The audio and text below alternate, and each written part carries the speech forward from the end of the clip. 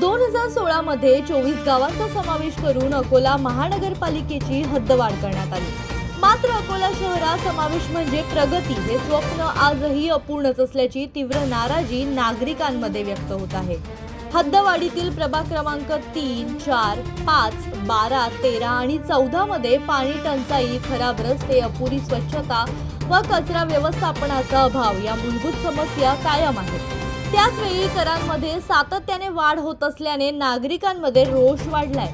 दरम्यान या पार्श्वभूमीवर वंचित बहुजन आघाडी अकोला पूर्व शहराच्या वतीने आज गांधी जवाहर बाग ते महानगरपालिका असा मोर्चा काढण्यात आला। या मोर्चात मोठ्या संख्येने अकोल्यातील नागरिक सहभागी झाले होते। मागण्या मान्य न झाल्यास यापेक्षा उग्र स्वरूपाचे आंदोलन करण्यात येणार असल्याचं यावेळी काही नगरसेवकांनी सांगितलं। दीपक गवई, जनशक्ती, अकोला।